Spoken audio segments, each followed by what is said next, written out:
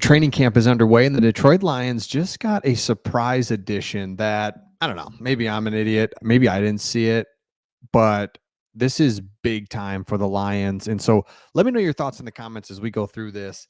And I mean, again, day 2 now in the books, but let's go back to day 1. And here's what was talked about: participation report. So we talked about, unfortunately, Carlton Davis and Meek Robertson. Here's like 8 guys that didn't participate. It's like, okay, yep, all right, some nagging injuries, whatever, some stuff over the break, no big deal, no big deal. Kind of looking through it. Then it then talks about, and this is day 1. First look at new secondary. So it says, with Davis and Robertson unavailable, the Lions went to Terrion Arnold and Enos Rakestraw. And then Emmanuel Mosley lined up at the nickel. It's like, wait a second. Emmanuel Mosley, who tore his ACL, was out basically all of last year, comes in, tears his other ACL. So it's usually a 12-month deal. So that would put him into about, week 7, 8, 9, 10 of this year before he'd be ready to go. It is July and he's out there. So it's not just, he should absolutely be one of these guys that's on the pup list or that's just not ready to go, but he is out there. Emmanuel Mosley, remember, he was a rising star for the 49ers. We grab him away because he had that injury. It was like, well, we're going to have to wait, but let's go. He plays one play, gets injured, but he's already back. So this is huge because he's lining up at nickel. So he can play nickel. He can play outside. This is huge. He's like, Mosley said after practice, I like the physical aspect about the position. I'm a physical corner. I like to get up in people's faces. I like to hit people, and it's a lot closer to the ball. At corner, you can get in the action a little bit, but at nickel, you're right in the action 24/7, so it's very exciting. So Emmanuel Mosley, who again, maybe I misthought through this, but my thought was 12 months. See you mid-season, man, I guess, and hopefully you can help us at the stretch run. I don't know. Next thing you know, he's in. Now you go up here and you look at, there's our guys, right? Our veteran dudes. Then we've got a little too deep here, or vice versa, right? Terrion Arnold's going to start, but you see what I'm saying? There's 4 corners right there.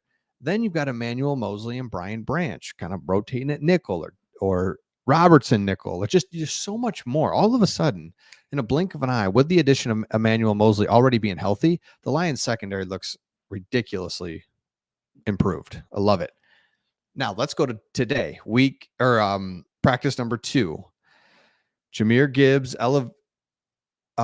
evolution to wideout begins. We'll get to that in just a second. But participation report. Remember, we just talked about 8 players didn't go. 7 of them were cleared yesterday, leaving only DJ Reader is the only player still on the injury list. Crazy. Again, another little, are we going to talk about that? So all these guys come back except DJ Reader. Love it.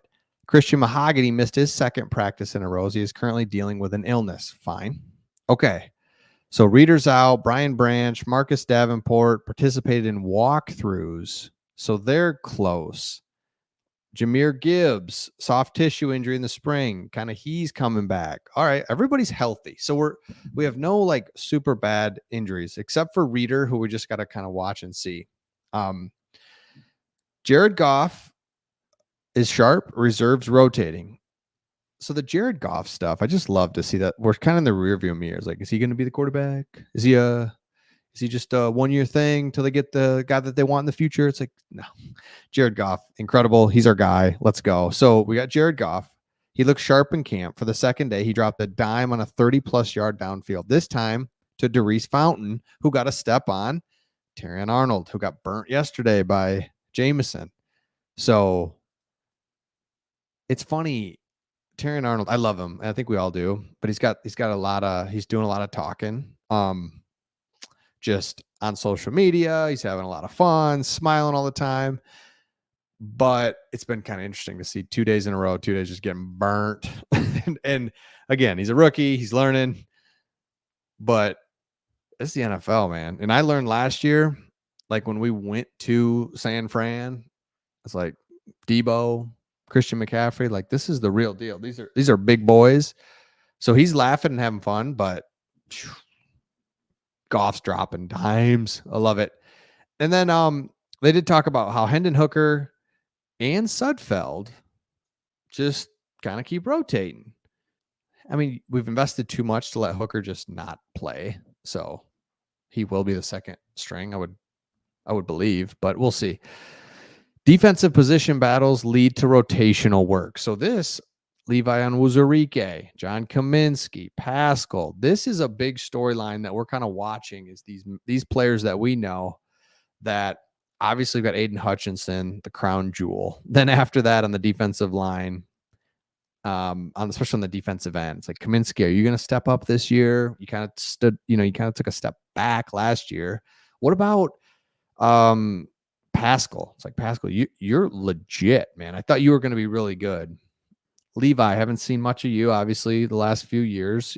This could be the year you make it happen. Then again, you look at James Houston. Like, come on, are you going to be the guy? And here's what Dan Campbell said. He knows he's got to be able to handle the Sam linebacker position for us. And no different than we just talked about, consistency. We have to be able, this is what I love about Dan Campbell. Because remember, Matt Patricia would be like, just say a bunch of nothing. He would say words that didn't mean anything. Whereas he says we have to be able to trust that he's going to do what he needs to do and that whatever defense we call, he's going to handle it mentally and we can trust that. That's it. And I think that was the problem. I know that was the problem there before he got injured. It was like, oh, just put him in. Let's go. He's great. And it's like, well, I don't think we're seeing the full picture. I think he wasn't supposed to rush that time. I think he's supposed to drop in coverage and there's a guy wide open in the flat. Or what is he doing? He's dropping in the flat or he's covering a guy man up and he's supposed to be in zone. I think there was a lot of that. And that's where everyone wants him to play. But he's saying, look, he has to play the linebacker position. He's not just going to be straight up rush end. He has to know what he's going to do. Intensity ramping up. Although pads are not on yet, the intensity level is slowly ramping. Coaches are getting more competitive. They're running through plays, celebrating successes. After getting out physical on a rep, the defense heard some choice words from defensive coordinator Aaron Glenn. On the next play, Mosley lined up across from J-Mo, stayed in phase with him to the middle of the field, and then passed him off and switched coverage on St. Brown. Mosley was left in precarious position, having a chance change direction quickly, but he anticipated it. His movement was there. Stopped St. Brown, who caught the ball. While the offense will get credit for the completion, Mosley's instinct kept the gain to just a few yards. Love it. Derek Barnes making plays. Derek Barnes, do something. I always want Derek Barnes to do good. And obviously he did in the playoff games, but I'd love to see him play more and be a really big contributor, not only in defense, but in special teams as well. I think he really can do that. So again, let me know your thoughts in the comments. The training camp's kicking off. Things are going well, and this is great. And we'll see all of you on the next one.